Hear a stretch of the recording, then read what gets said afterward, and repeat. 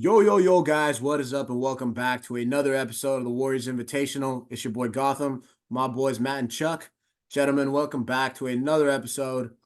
Just the three of us today. Felt right. It's been a lot going on. Schedules, we got a lot more stuff coming too this week, so don't even worry if you guys, for the ones that love the guests and not just us three talking, don't worry, we will get a lot of guests on this week.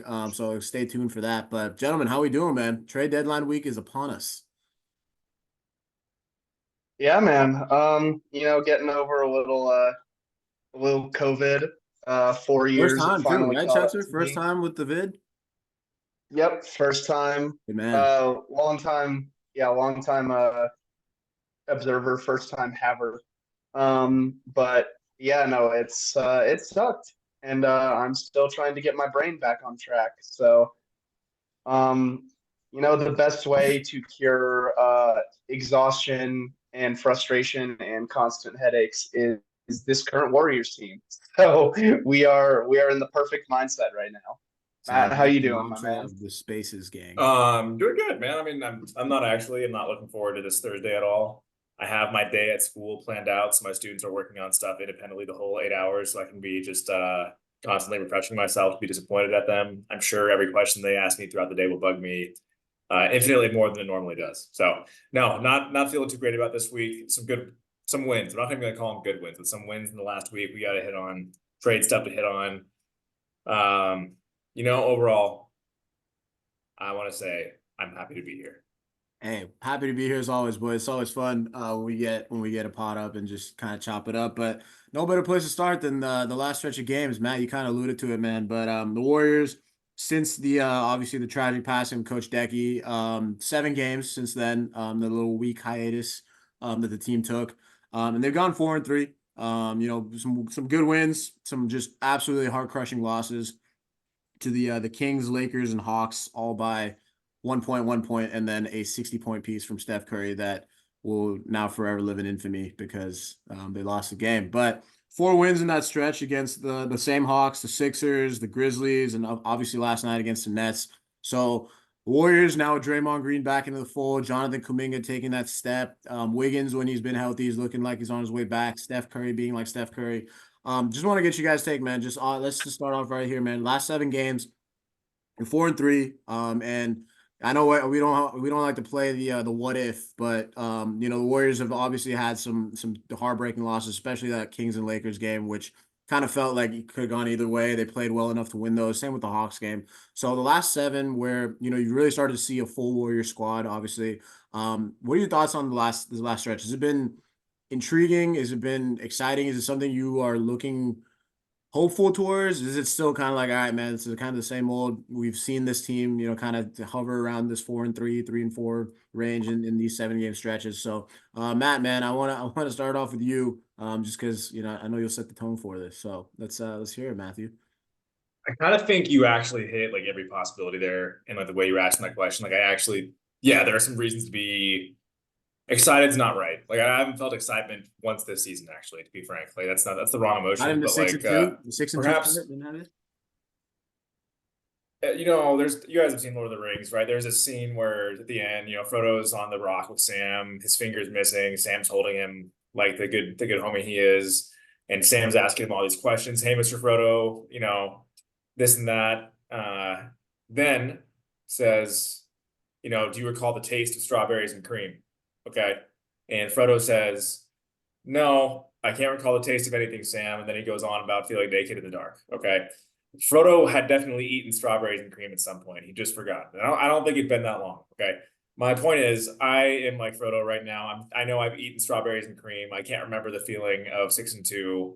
I also feel naked in the dark right now. So listen, no, to be clear, there's some good shit going on. I think the first thing in my head obviously is going to be JK. Um, there are so many different things. There are so many different things. Offensively, of course, he looks incredible. He's kind of everything you want out of a wing on that end right now with his build and his physical capabilities. That's the big one. Obviously, Steph getting back on track after a pretty long, like 5 weeks of not shooting the ball well. He's shooting lights out again. Pod looks great. Draymond looks great. We got to get to Draymond. potentially breaking down low because my guy is just out there boxing out giants, and he's absolutely not a giant despite how he plays. No, those four guys in particular stand out to me as like, okay, cool. He's looking good again for those four. But that's it. Like on an individual basis, that's how I'm looking at it. Right. I don't think I'm not taking like some long-term success from that. When I say long-term, I mean this season. I think there's absolutely success to be built upon from Pods and JK. And Draymond and Steph, of course, are like the closest thing to constants this organization has, not just this team. You know what? I can't have Draymond in the constant aspect. But anyway, so no, that's about it, man. Again, 4-3. I was actually surprised to hear that because in my head, I'm not gonna lie, I would have guessed they were 2-5 in their last 7, just by the feel of it. They've beaten some mediocre teams, but a win is a win is a win, right? You take it, climb the standings.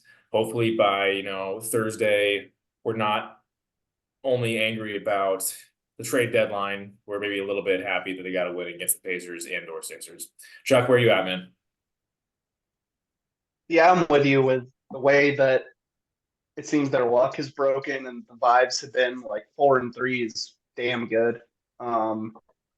It's funny too, when you throw out like how they play against mediocre teams or how like I don't know how this team has just found a way to, regardless of the quality of the opponent, it's going to be a close game and it's going to come down to the wire somehow, which has just gotten to like ridiculous levels where every night you go in and the Warriors aren't going to blow another team out, but they're also not going to get blown out. They're just going to be hanging in there regardless.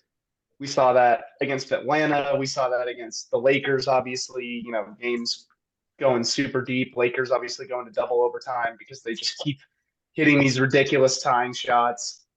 The thing I've noticed is that I feel like the need to find answers has just like been perpetuated to just some ridiculous degree to the point where we're grasping for things on a game by game basis. I saw a lot of things talking about how Klay Thompson was forcing shots against Atlanta, and I don't think he forced shots. He took a bunch of shots that he normally takes. He just missed all of them. And then, you wouldn't have been said he was forcing shots against the Lakers because a lot of the shots he did get up were extremely important.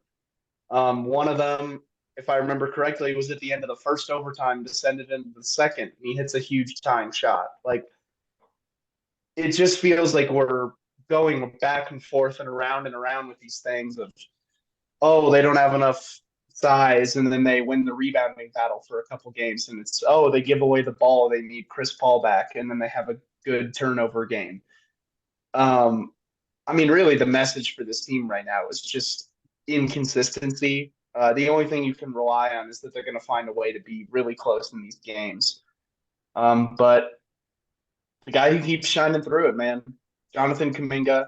And also a shout out to Brandon Pajemski, who's really having a run. I could not believe that he was the first Warrior with 3 straight double-doubles in 4 years, and that the last one to do it was DeMarcus Cousins, of all Warriors people. legend.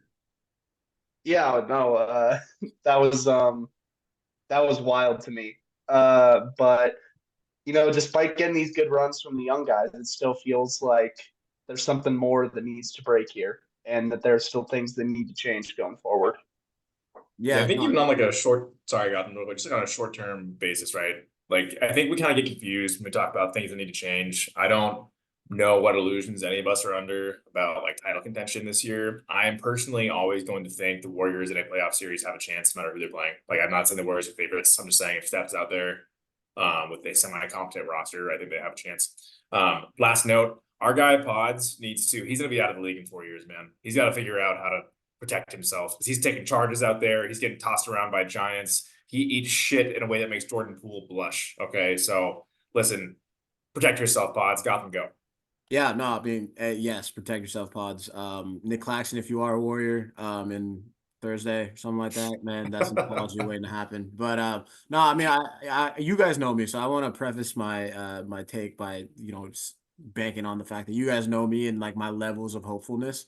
So I'm not at like we're winning a championship, this team's got it all and everything like that. But these last 7 games have been more hopeful in my eyes because as a fan, as when I'm just watching the game, the feeling of like, oh, where they're gonna find a way to lose this. It doesn't feel like you're gonna go into a game thinking they're gonna lose anymore. At least for me, the last seven, and I know it's 4-3, and you can totally come at me for that, but just the feel of it, just having Draymond back out there, having a guy like JK who's averaged well over 20 points, over even beyond this last 7 game stretch.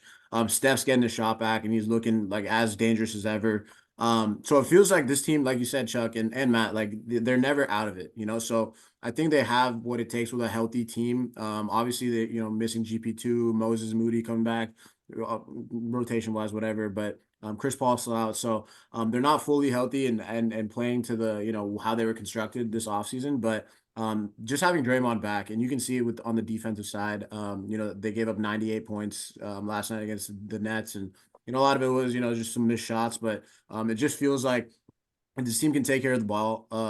And this kind of been a theme this entire year, or this entire run really. But if they take care of the ball, they're gonna have a chance to win a game. And now with you, when you have a healthy Steph and a healthy Draymond, I'm loving, like you guys said, what Paz brings to the table, what JK has been doing on both ends, and it just feels like again it puts more of the onus now on Thursday. In my eyes, that like you said, if the Warriors get into a playoff series, they very much have a chance. Just with a healthy Steph, a healthy Draymond, guys like JK, Pods, whoever you toss out there, like they have a solid group of guys right now, and it feels like you're a move away in terms of, I don't want to say save the season because look, I've said this before. My vision of what the saving the season looks like is completely changed. I think if the Warriors can, get into that 7th or 8th seed by the end of it, get into a play-in game, win that, and then go into the first round, that's a win in my eyes for where the season has gone. So yeah, I just think that with the way Kuminga especially is kind of taken off, um, it's really just now you're trying to elevate the floor of this team, and they're right there, like you said, they're never out of it, they're never gonna get blown out, they're never gonna blow teams out. So you're right there on the cusp, and you can see it in the record. You're 22 and 25, hovering between that 10, 11, 12, 9, whatever area that is, and a lot of room to go. So like there's 35 games left in the season. Trade deadline on Thursday. So there is very much like I'm very much not ruling out a chance that this team goes on a stretch run.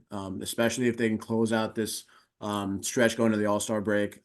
Just a huge stretch of games. But if they're hovering around 500, if they get to that 500 mark going into All-Star break, like you got a whole new season on your hands in terms of just going on a stretch run, just with the way the standings are played out. So I'm hopeful in that sense, that it looks a lot better. It looks more replicable in terms of how they can win some of these games. Obviously, a couple heartbreaking losses there, but you're a few bounces not going your way to being 6-1, 7-0, 5-2, whatever it is. Like you're righting the ship of the season, and I think that's what this stretch, post the hiatus you were hoping for.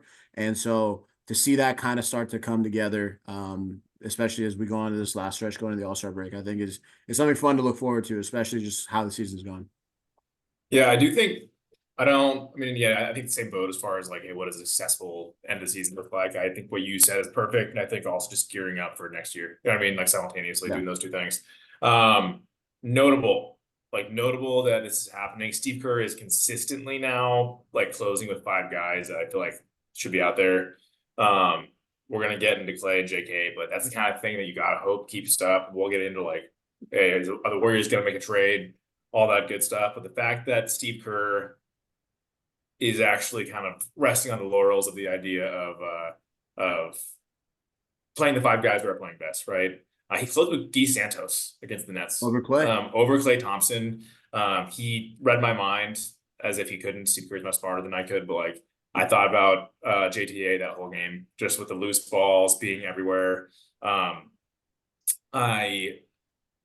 Yeah, it's just a great development. It's not. I think we're gonna hit into Klay and JK in a second. Just kind of those two are the biggest stories of the week. I feel like in a lot of ways, right? But Kerr being willing to play the guys that are playing best on a given night is a thing he said he'd do at the beginning of the season, and we're only seeing it implemented with like in reality the last week or so. Huge development. But on that note, Klay got benched again in the fourth quarter. I think. Was that previous game against the Grizzlies? Was that the Warriors played before the Nets? No, that The was Hawks. The Hawks. Okay. Um, Klay closed that game. I think he didn't close the first half though of that game, if I recall correctly. Didn't close the first half of the Nets game, I don't think. Didn't close against the Nets in the fourth quarter. And he had a pretty like telling interview after the game, a pretty honest, open interview, just about first of all, being happy for his teammates stepping up. Like first and foremost, the guy was like very congratulatory towards his dudes. And second, though, just talk about like the difficulty of having been one of the best players on planet Earth, and kind of it from my interpretation, like kind of acknowledging maybe that's not who he is anymore, which we haven't really heard Klay do word for word. I'm not gonna kind of discuss the whole interview. I think everybody should go watch it. It's kind of the interview you want to see in sports, right? You want to see a guy being honest about where they're at, and Klay's struggling. He's as scrutinized as any basketball player in the league right now, for basketball reasons, of course. And yeah, go check it out. But anyway, the mortality is there. Klay's not been shooting his best. I do want to read this tweet from our guy Justin on Golden. Oh my gosh, the name's eluding me. Golden Spaces. Thank you, our guy Justin Golden Spaces. I thought he really did a good job of kind of summing up Klay of late. He said he's missing shots that he absolutely needs to make, period. Other than that, he's been fine. Doing what they need him to do, defense, decoying, lowering his usage. But due to his play style, it never looks like he's playing well in real time unless he's making shots. I thought that was pretty apt, like a pretty good description of what's going on with Klay. And I think that first point kind of just hits it though. Like he's missing shots that the Warriors need him to make. And he's not, for a team that's this short of scoring outside of Steph, and like JK's emerging, obviously, like that doesn't mean Klay is doing horrible shit. It just means like, hey, if you're going to be out there, there are probably guys better at most of the things you're solid at. Klay's been a really good passer this year. I think we've all agreed on that. He's defending big wings really well. He's even defending like smaller guys better than he gets credit for. But he's going to be in this position sometimes when he's not scoring, that he's not the guy the Warriors close with, right? So just a crazy development. And again, I think Kerr deserves props. I think Klay deserves props. Klay has made adjustments, absolutely. I think if I'm not Klay Thompson, that'd be awesome, right? I'd love to see Klay in this Joe Ingles bag the rest of his career, man. Just like 6'6" playmaker, just lights out shooter, but use that size to your advantage as a playmaking wing going forward, man. So we're seeing this guy make drop-off passes. We're seeing him hit guys in the pocket. We're seeing all kinds of stuff in Klay that we haven't really seen before. And he's being, Chuck, you pointed out earlier, right? But he is being more choosy with the shots. He might need to be more choosy. Like he just might at this point, but I think there's still a really good career for this guy. I think there's a really good role for this guy still. And a guy that I keep seeing when he has these moments of, vision and playmaking is Joe Ingles to me. That's kind of who I see. And Joe Ingles is a fucking awesome basketball player. Chuck? Yeah, no, I'm with you there. I think, first of all, yeah, everyone needs to go watch that Klay Thompson interview, because it's about as open as you're going to see a pro athlete be about their mindset. Also coming from a productive place, I think. And, I think some of it, there are some frustrating points where it's like, hey, he's Santos hustling everywhere, doing some good things. The man doesn't know where he's supposed to be. So, even he missed so many roles, man. He doesn't know when he's wide open. It's hilarious stuff. But keep going, Chuck. He's missing roles, and yeah, he's doing all that. Like there was a good moment that I believe Joe Varai had clipped. Shout out to Joe, where he passes the ball over to Draymond and then immediately goes to like set a curl screen for Steph. So like, to give credit to Gee, there are moments where he's looking like he understands how to like exist within the context of this team. But like if Klay's crime is knowing where to be and putting himself in the right positions and missing everything, it felt a little odd to me to bench him for a guy who is maybe like getting some more results in terms of hustle and defense and all that good stuff, but like not doing his teammates any favors by not knowing where to be at all. But I think it's still great for Klay. Like it's still great that he's just like, hey, we went out, we got a result. Our guys played well. I'm happy for them. This may not be how I want it to go, but he'll take the wins. And in terms of just adjusting to being the other guy, it's really weird. Like, and I think it says a lot of just about how we approach basketball. Is that we've seen this emergence from Jonathan Kuminga, looking like a guy who can be the second scorer to Steph Curry, like the guy that we've really needed since Klay really started this like down stretch this year. Um, but you go 20, 25 games in the past, like just this season. Klay was the guy who needed to be the number two option. You know, he was the guy who needed to draw the defense, who needed to like make gaps for other players, who needed to take these shots. And it's, you know, him essentially playing the same role he's played his entire tenure with the Warriors once he's gotten into the starting lineup, save for obviously the Kevin Durant years. Uh, it doesn't, you know, and I understand that people are like, oh, well, now we have the number two in Jonathan Kuminga, so it's time for Klay to take a bit of a step back. Do you know how hard it is mentally to have a thing that you've been doing for 10 years automatically? And not only are the results like not happening for that anymore, but now you've got to scale it down a little bit. You've got to take different shots. You've got to make different reads. Like that is hard. That takes a long time to rewire that in your brain to, hey, I'm not the number two anymore. I don't have to force things. I don't have to take these shots. I need to do things not only to help Steph, but I need to do things to help Jonathan. That is a huge realignment. And it's one that I think Klay can make in the long term because we've seen over and over again his mentality is great. But I need at least, you know, at least give him some slack while he's trying to make this adjustment in from star more towards role guy. Like that is an extremely hard thing to do just in terms of the simple repetition that you're going through out there on the floor. Yeah, no, totally. And I that hits on, and I feel like, yeah, Chuck, I think you put it well, man. Like Clay's missing shots, and you know that's the game. Like it's a make or miss league. We hear it all the time, but I feel like people are just forgetting that he's still Klay Thompson. Like defenses still respect the threat that he is. Like the gravity or whatever you want to call it is still very much there. You're seeing guys get open looks at the paint, big men getting open, dunks and stuff like that from Clay's gravity. His passing ability off the pick and roll. How many times have we seen him just kind of suck up two defenders and just drop it down to a guy like TJD or Saric or whoever it is? We to just kind of minimize what Klay brings, like value wise, to this team, to just making or missing shots, I think just does him a disservice. But like you guys have said, man, to Klay's credit, I can't even imagine how hard it must be just as a competitor. Like we're all competitive people, and like to do it at the highest level, like you said, and to have that realization, like, yo, I mean, he said it, man. He was like, to go from being one of the best guys to do it to not essentially, is completely sobering. And like the fact that, like you guys said, man, for him to have that kind of mindset to embrace that. And, that's something we've been not hoping for Klay to do in terms of like, embracing the reality of your career. But that's a tough thing to do. Like he's won 4 championships. He's a crucial part of every single one. Um, he's stamped in terms of what he's done as a Warrior. Like if he retired today, like nobody's gonna remember this stretch. We're always gonna remember like the great stuff that Klay Thompson did in a Warriors jersey. So I do think that you're never gonna get it from Warriors fans or fans in general. But just to realize like it's not as easy as just like, hey, I gotta stop taking a shot, or I gotta not do this, because if Klay hits half of these shots, we're celebrating him. And he made a career out of hitting some of these shots that he's missing right now. So yeah, I think that for him, but for him to acknowledge like, hey, to recognize that he might not be one of the best 5 dudes out there every night, it's such a luxury to have just from an availability standpoint. I think it just makes Klay, it's gonna make him just be more impactful in the minutes he does play to earn that back, and that's just who he's been. So yeah, I mean, I think it's great to hear.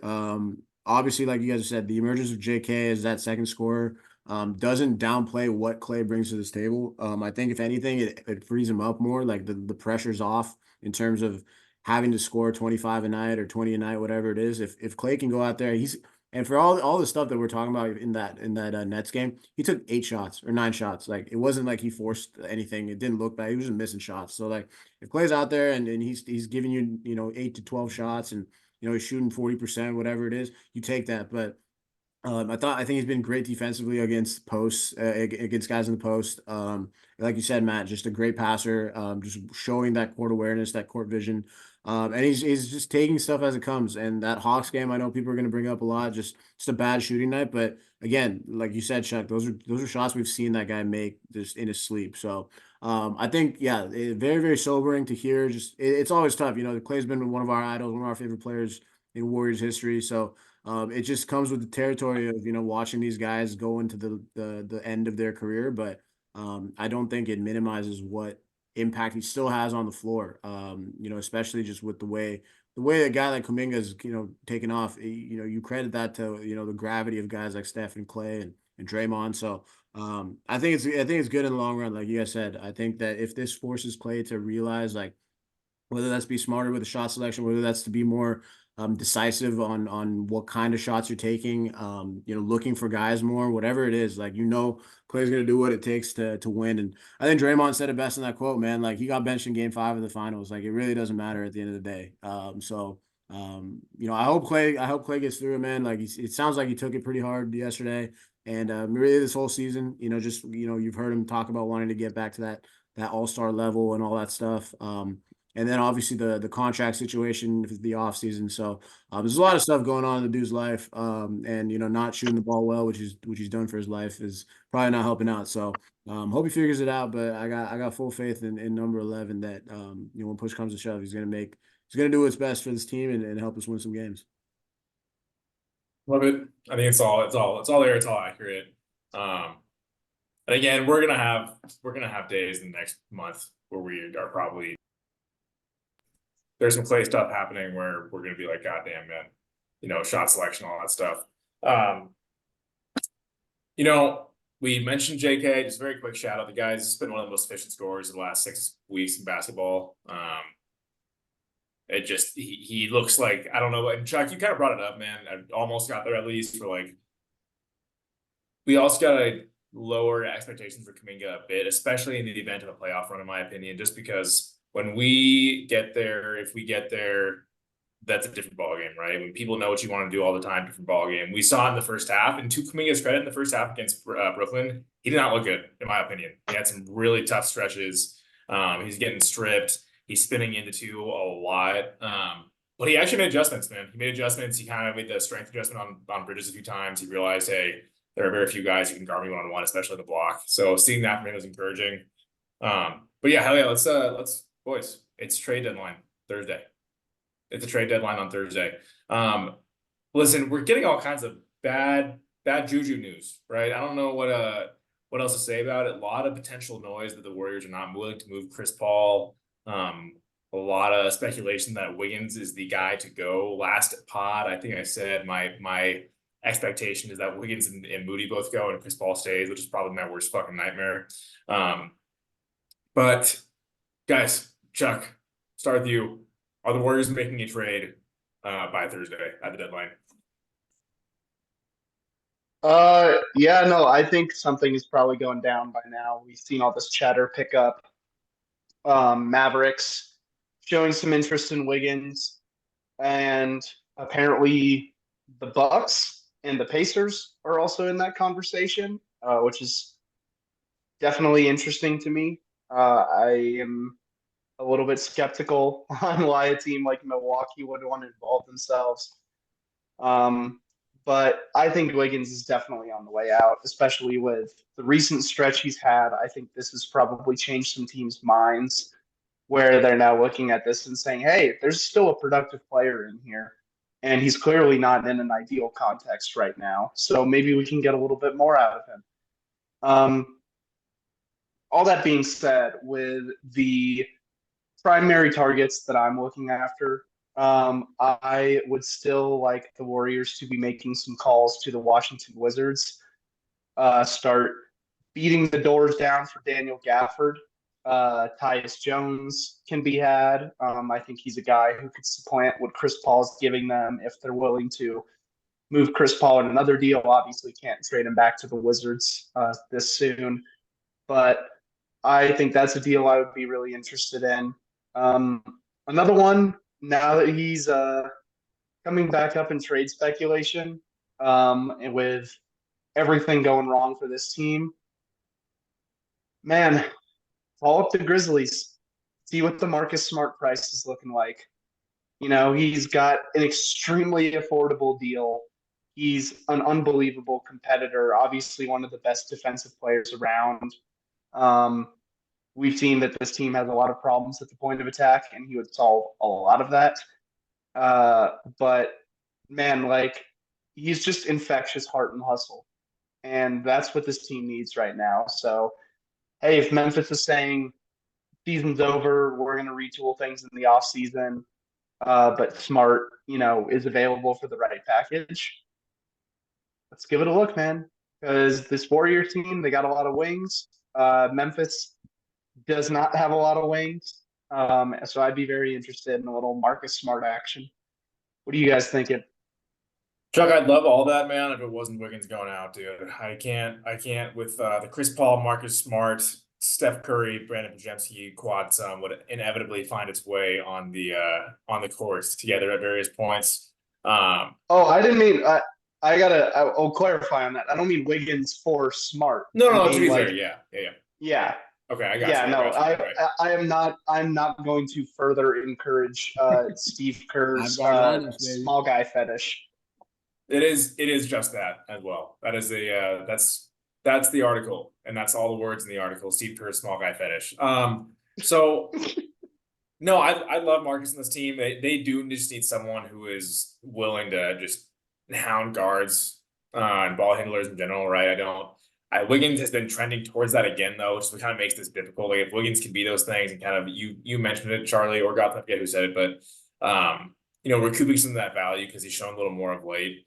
And you run into that conundrum again of like, hey, he's at peak trade value. That means he's playing well. Do we keep him because he's playing well, or trade him because he's playing well? I really do want to see. I love all those targets, also, Chuck. I want to see the Warriors really look at Caruso. And again, in my head, Chris Paul is going out in this one, or even Gary Payton's kind of like the analog there in a lot of ways. So sorry, GP, the salaries match up too well. I'd love to see them look at Gary Payton, and I'd love to see them look at one of the two Magic bigs in Jonathan Isaac, whom I don't think would be the easiest dude in the locker room or the city at least. But the guy's a hell of a defender. Or Wendell Carter, who I think is one of the few guys potentially available who you could slot next to Draymond and actually play him with whatever group, just because he's not a knockdown shooter, but he is the closest thing to a two-way stretch big the Warriors could possibly get their hands on, in my opinion. So those two guys, along with Caruso, I'd love to see. I'd still welcome a DeJounte Capella trade. I don't see that happening at this point, especially if Chris Paul is not going out. I don't know what Wiggins is getting you. And funny enough, I think Wiggins actually might be really useful to Atlanta. But they got to do something, man. And I think especially with some size, we've been watching Draymond. He's got a knee injury he's dealing with. Apparently, he was very, very, very obviously winded in that Hawks game, battling against Capella, and there was the young center the Warriors could have had. Okongwu, yeah. Both those guys. Draymond's holding his own, man, but he's 6'5". He's 6'5" and 34 years old. So get somebody else there. I think they absolutely need to upgrade their size 100%. If that doesn't happen, again, I'm just anticipating a Draymond injury at some point that keeps him out for a while. And Chris Paul needs to go. There's no legitimate reason for Chris Paul to be on this roster in 2 days. He's an expiring deal. He's playing decent. We talked about it last week. Orlando, per a couple of reports that I think I've seen, has some interest in having a guy like Chris Paul on their team. They like Moody. Let's do a swap. Get us one of your two bigs, please. Let's see what we can do. Yeah, no, I'm with you, man. It's just sad. I just don't get how you look at this roster and you see Chris Paul, Moses Moody, some of these picks. I don't even mind keeping Wiggins, to be honest. Like, I think Wiggins fits still pretty well. And if you're starting to figure it out value-wise, you're not going to get somebody of Wiggins' caliber back. And I to that extent, I kind of agree in terms of like when Steve Kerr says you're not going to get guys' value back. But Chris Paul and Moses Moody should not be on the Warriors come Thursday afternoon. Moses, obviously, for completely different reasons, but the guy's not cracking the rotation. Paz has been there, JK's up there, Guy Santos is getting playing time over him. Like, there's really no path to this kid getting any sort of run here. And as sad as it is, I know we all love Moses, but um, he's a very, very valuable young piece that, any team would love to add to their kind of young core, whoever it is. And like you guys said, man, Chris Paul's $30 million in salary. And he's played well enough to show teams that he can still hoop.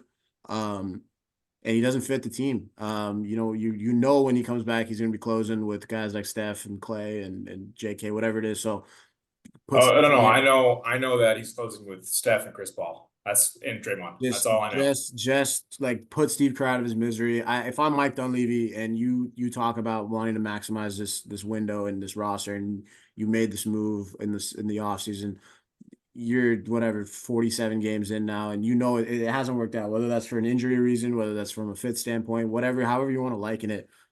Chris Paul is the most valuable asset to this team is as a trade chip, and it makes no sense bringing him back, especially if he's closer to the men than he is. So any team that gets him is going to have him for stretch run, whatever it is that they're trying to go on. So I like in terms of like valuable prospects to ship out, my top two are CP and Moses.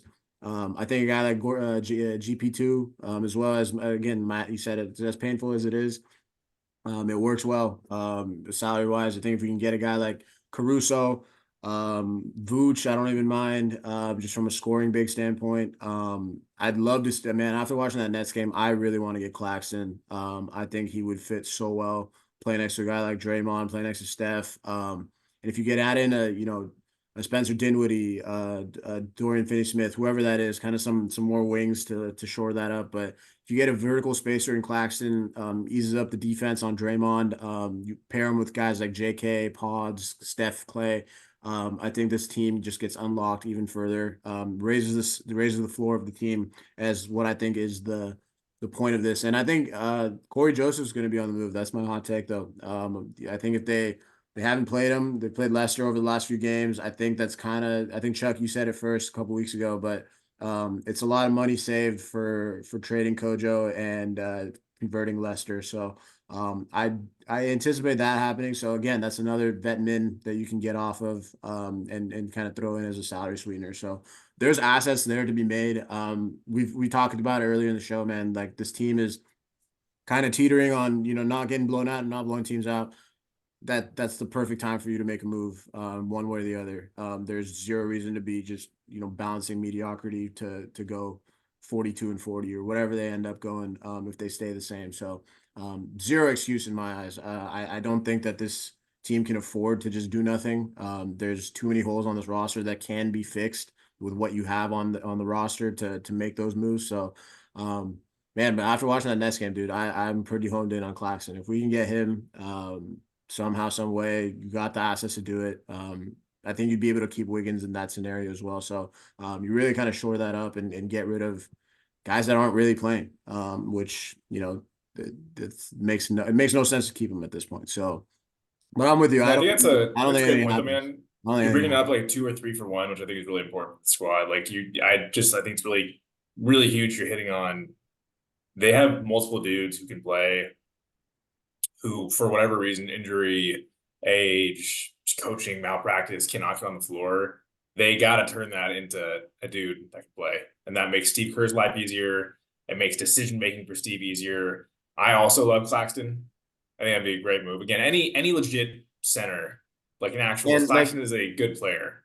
and we rag on Steve Kerr, and we have, and I think rightfully so this year. But like, to not to defend him or anything, but like, if you give the guy 12 guys, like, as a normal NBA coach, as any person, you want to see what you have. So like, yeah, I can't even, like, looking back on some of our Steve Kerr takes, like, I can't even get mad at him for going with some of these lineups just because he doesn't know what he has, whether that's closing with Chris Paul, whether that's keeping JK on the bench, like stuff like that. Like, obviously there are, some key telltale signs that we could have, seen and maybe won a few games more than we have, but that's on the front office at this point. Like, you have the assets to make the move. It doesn't make sense to, like it's I liken it to poker, man. Like, if you have an ace king in your hand or something like that, like, that's the time you go all in on it. Like, even if you don't have a pair on the board, you don't know what you get. You might, but you play the odds, and you're playing the odds in this scenario. And odds are Chris Paul, Moses Moody, Corey Joseph, a couple of these first round picks aren't going to help you to maximize what's left of this core. So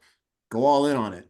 You have people that are willing to deal. You have guys. You have the assets to move, and I just don't see how that's even smart front officing. And Matt, I think you pointed it out, man. This front office has rested a lot on their laurels in terms of just the KD signing and putting together that whole squad. And but I just want to remind people that was the perfect combination of a salary cap spike, a Steph Curry just sweet deal, and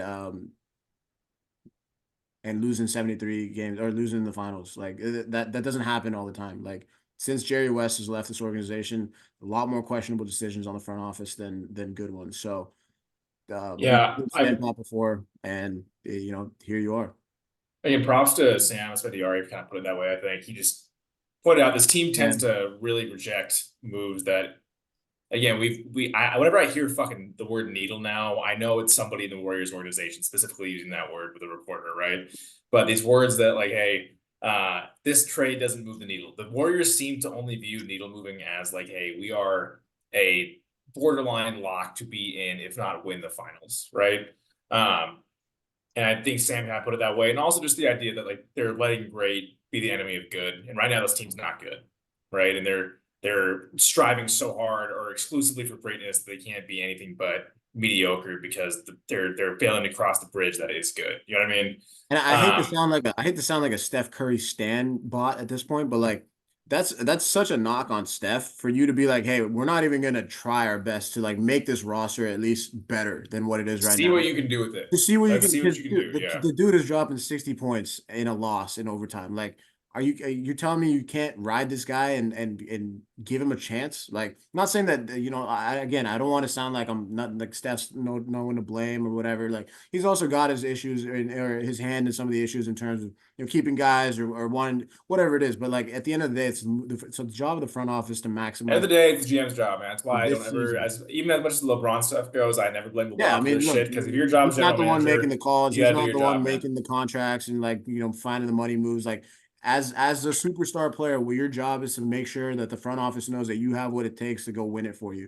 And Steph Curry can do that. So to not do that, to let another season go to waste, and I forget who we talked about this before, man. Like except that championship year, like the post KD run, 500 team has been a lot of just like Steph save us, and we're not going to really do much to help you out in the middle of the season. So don't let that happen again. There's really zero excuse for that. And yeah, you only have a year or two left of Steph really looking like this. So dude, just fucking go all in, man. Mike Dunleavy, come on, listen to the pod, Mike. Come on, brother. Can I throw out a does this fix everything question mark trade that I've been thinking about? Chuck, you're preaching to the fucking choir, man. Please go, dude. I wish. Look, the Nets have a lot of things that Golden State needs. And they also have a desperate need to acquire good picks to further push this team along. Now, granted, it does come with a serious element of risk, but it's one that I'm willing to take. So the deal here would be the Warriors ship out Gary Payton, Von Looney, Moses Moody, and a completely unprotected 2026 first round pick. Getting back Nick Claxton, Dorian Finney-Smith, Dennis Smith Jr. Barley, I've never seen you look so excited, man. This is the happiest I've seen you. I'm in. Look, I'm just a lot of the problems with this team are, yes, like Klay's having serious struggles. Yes, there are concerns if you have a guy like Claxton and you have Draymond Green and Jonathan Kuminga still starting. That's a lot of shooting burden on Steph. I get that 100%. This team is deep on mediocre players. And that's a real issue when you have a guy like Andrew Wiggins who's struggling to perform, at least consistently. But the problem is they don't have other options that they trust. So you throw a Dorian Finney-Smith into the rotation. Okay, now if Wiggins isn't playing well, we have other options. Now we have a bench where, these two guys are essentially fighting, and we can see which one of them may end up jumping into the closing lineup. You know, if they go small, maybe Claxton doesn't fit into like that closing type lineup. Is Dorian Finney-Smith a guy who can move in there? Gary Payton, love the guy, not super available. Guess who brings a ton of point of attack defense? Dennis Smith Jr. Like, and obviously, you know, we all love Kevon. He's the ultimate like going out on his shield guy, but Claxton would just bring an entirely new dimension of defense to this team. I want to throw it to you guys. If that deal is somehow out there, would you do it? I'm doing it. I'm doing it in a heartbeat, man. So I'm not even thinking. Chuck, yeah, you hit on all of it, man. Here's the deal, and here's what I'm gonna keep saying, right? Yeah, So get you at the Chase Center, Chuckster. Get in there, man. We need you on the phones, bro. Love it, dude. But yeah, it's. Listen, first of all, everything you said about Dorian Finney-Smith, yes, the guy is a 3-and-D wing through and through, like a legit 3-and-D, the dog. He shoots the hell out of the ball when he's shooting well. He's been in a slump for a minute now, I think, but that's neither here nor there, right? You got to imagine the guy gets better looks in Golden State than he does with Mikal Bridges as the cornerstone. Here's my big gripe with anybody who would say no to this kind of deal is especially with regards to these picks. The Warriors can trade their 26 pick outright, the 28 pick outright, and they can trade their 30 pick 1 through 20, right? 1 through 20, okay? Here's the deal. This team has their 25 pick. They have their 27 pick. They're going to have their 29 pick, okay? That's still 3 first-round picks that if you're like, oh, we're running out of picks to actually make, if that's your concern, those are 3 picks you're still going to make in any case where you trade these picks. If you can upgrade and get a real-life starting center in Nick Claxton, you do it. And get a real-life 3-and-D wing like DFS, you do it. Chuck, you talked about the lineup versatility. I love that deal. I do think there's just so many options in the Nets. And I'm not going to lie, I can't focus right now because here's the deal. Steve Kerr quote from 95.7. I'm going to read this out if you guys are cool with it. Steve Kerr shitting on our dreams per Gautam. I don't anticipate anything happening. I can tell you there's been no desperation on our part. There's been plenty of conversations, but zero desperation. Well, this organization is pretty much the epitome of zero desperation. So this does not surprise me at all. You can only hope that Mike Dunleavy Jr. has started to tell Steve Kerr what he wants to hear and intends to do what he wants outside of that. Because if this is how they're behaving, then I'm not going to lie. My first thought is we're not going to see Steph Curry in a Warriors jersey through his whole contract. I don't know. If you're Steph, what are you doing, man? These guys don't show desperation. I think Steph has as close to Steph can gone LeBron this year and said, hey, yeah, changes need to be made.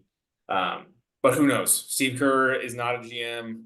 We can only hope he's wrong or ignorant. Sorry, wrong, lying, or being intentionally misinformed by his GM, who probably is a bit frustrated with Kerr as it is. Chuck, what are you thinking, man? I will throw this out there. Though it doesn't give them a huge advantage for Steve Kerr to say that. I don't know what the question was asked that led to that, but if someone asks, hey, are you desperate to make a deal? Or what are you going to do? Say yes? Because then the teams who are talking with you about these deals go, oh, okay, they're freaking out. It's time to raise the price. Is this like trade craft, like just him being like, no, we're not desperate at all. Totally not desperate. Hey, Brooklyn. Hey, Detroit. Hey, Portland. Hey, anybody. Like talking out of the other side of his mouth to get these deals done. Maybe. We've usually seen that Steve Kerr is a guy who says what he means and means what he says. But yeah, that doesn't strike me as I'm always a little dubious on those answers where that's not a question that you can say yes to. So that's a great point, if there's no realistic possibility of him answering that like completely honestly, if we were desperate, then it's hard to like read too much into that. Yeah, I'm with you. I mean, I would be with you, honestly, Chuck. I still think I agree with you. If you're actually making a move, like you're not going to be saying it on sports radio the day before the trade or 2 days before the trade deadline. But the fact that it's Steve Kerr saying it, and the way we've seen these trade deadlines work out, and like I said it before, man. Until it happens, I'm not gonna have faith in this team to make a move. But I hope it's some sort of smokescreen, man. The fact that he says this doesn't reek of desperation. You're 22 and 25, sitting at 12th place in the Western Conference with a healthy Steph Curry. If that doesn't reek of desperation, Matt, I'm with you, man. Then the dude, like, the organization's not doing anything by him to make him want to stay a Warrior. As much as we hate that, and hopefully this happens, but yeah, I mean, Steve Kerr, thanks for shitting on our hopes and dreams, man. Hopefully you're a good fucking bluffer, because I want Nick Claxton, man. I fucking want Nick Claxton. But before we get out of here, guys, one prediction: Thursday, noon Pacific, 3 Eastern, 1 Mountain, 2 if you're in Chicago, whatever that Central Time. One prediction, Chuckster, what do you got? What's happening? Prediction. Let's see. Noon Pacific time, Matt audibly yells "fuck" and gets in trouble with the parents of a lot of his students when he realizes that no trades have happened.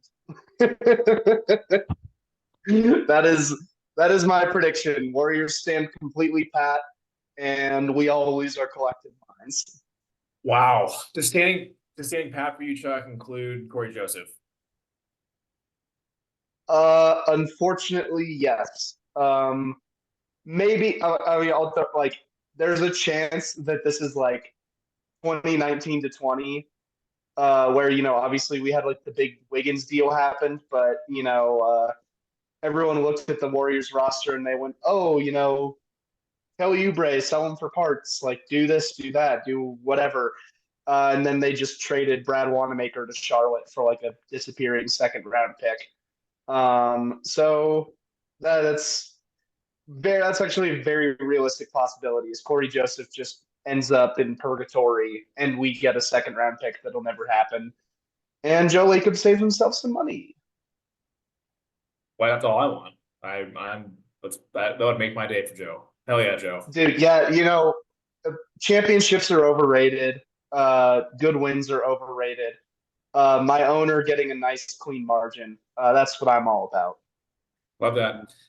Yeah, I think the Corey Joseph prediction as like a caveat to your prediction is fine. I probably would have gone the same route. My prediction for the trade deadline, Chuck, I will be everything about my audible yelling and you know, issues with the parents will come to fruition. I agree. My prediction is that Chris Paul is still a Warrior on Thursday. Might not even be bold at this point, and if so, please call me out, guys, and I got plenty in the tank. But my prediction that's going to help me come to grips with it sooner rather than later is that he'll still be a Warrior. I don't want that. In addition, I'm going to sandwich this. Chris Paul will be a Warrior. Andrew Wiggins will not. That is my Wow. my double whammy there. I think there will be moves. I think Corey Joseph's gone in a similar Brad Wanamaker type deal. I think Lester's promoted, like you called out earlier, Gautam. But no, Wiggins out, Chris Paul in, and I will hate watch every single second of every single fucking game the rest of the season. Man, I don't know if this is even like a prediction I believe in, but this is just what I'm trying to speak this one into existence, man. Corey Joseph gone. I'm with you guys there. Chris Paul gone. Moses Moody gone. Wow. And I just don't believe that this team is that stupid, man. Like, I cannot believe that you're gonna hold on to stuff that just does not work. And until 12:01 happens on the West Coast, I believe he's gone. Like, it doesn't make sense to keep him. And for all intents and purposes, man, this is not a stupid organization, for at least until they got 36 hours to prove me wrong. But I just don't see it. I just don't see how they keep him. But again, I think like the Wiggins talk is real. I wouldn't be shocked if he got moved, but I would be more shocked if Chris Paul actually was a Warrior come Thursday. I just do not see it, and I cannot believe that Mike Dunleavy and co would not see it either. But I think Chris Paul is the Kelly Oubre of this deadline for us. oh my God, I forgot about that. Holy shit. I'm sorry. That that was different though, right? Like wasn't he like some sort didn't we get some sort of tax break if we kept him or something? Or am I just making that up to cope? Who, Kelly I think or it's Cope. Chris? Cope. Yeah, probably. You're Well, coping. there's no Yeah. cope for keeping Chris Paul, man. CP3, you've changed my perspective of you. I never thought I'd ever be a Chris Paul fan. You turned me into one for a couple months, but it's time, brother. It's time. Thank you. Thank you for your service. Nah, I still abstained. He's Yeah, good man, Chuck. Good man. But no, I just don't do not see until I see that like no notification, I am not gonna believe it. So I guess that call that optimism if you want, but shit, man. Well, dude, you really do. That's Slater 12:05 p.m. Western time. No deals for Golden State, Yeah, period. stand And then pat. just They lists believe in everything their that didn't group. happen. They believe in this group. Bullshit. But anyways, Steve Kerr, thanks for throwing a wrench in this episode, man. Really kind of hit us at the right time. But before we get out of here, boys, as always, anything you guys got in the woodworks, Chuckster? Yeah, shout out to the coronavirus for completely destroying my brain and killing all of the time I had planned to spend on my Jonathan Kuminga film. So that put a solid delay in things, but the work continues. Still hoping to have that project out by the end of the month. So stay tuned for that. As always, all my writing will be on theswishtheory.com. Yeah, I Matt? got nothing. I got jokes about half John and stuff. I'm not gonna let him go. So nope, nothing. Keep reading Shot. Keep reading Switch Theory in general, guys. They are putting out some good shit, and I'm proud to be working with one of their best in Chuckster. So keep reading them. Keep following me in Gotham. I forget to check the name. Fired it out because I just really enjoyed reading it. This Utah piece that came out last week that was fucking awesome. If that was you, Yep. Shout out. No. That was not me. oh, I was Shout gonna out to say, the geez, homie. Louise, man. Okay. No, I could never even, dude. Shout out to Joe Holbert. He exists in a different stratosphere of basketball knowledge that I cannot comprehend. This Absolutely. man broke down the entirety of the Utah Jazz offense, what makes Will Hardy so cool. And it's also a good read for Warriors fans because a lot of it is like motion based concepts and things that you would kind of find Golden State running, except instead of Steph Curry, it's Lauri Markkanen, and instead of Klay Thompson, it's Jordan Clarkson. Uh, and instead of Jonathan Kuminga, it's Colin Sexton. Like the way that they are able to piece things together is so cool. So yeah, give that a read. Hey Joe, That was an open awesome invite, one. brother. We got 2 games against the Jazz coming up in a couple weeks, so would love to hear the breakdowns. But Yeah, that's great. nothing else from me, man. We got Justin from Golden Spaces joining us on Thursday. So another pod coming your way post deadline, and then Friday, we got a Suns guest, and we'll tease that as the week goes on. But so keep checking us out, man. Everybody, thank you for listening. Let's just hope the Warriors make a move in this deadline, man. This is precarious precarious position we're in. But we will see you all in the next episode, and hopefully it's a different squad. But if not, we'll still be here. But catch y'all on the next, man. Peace.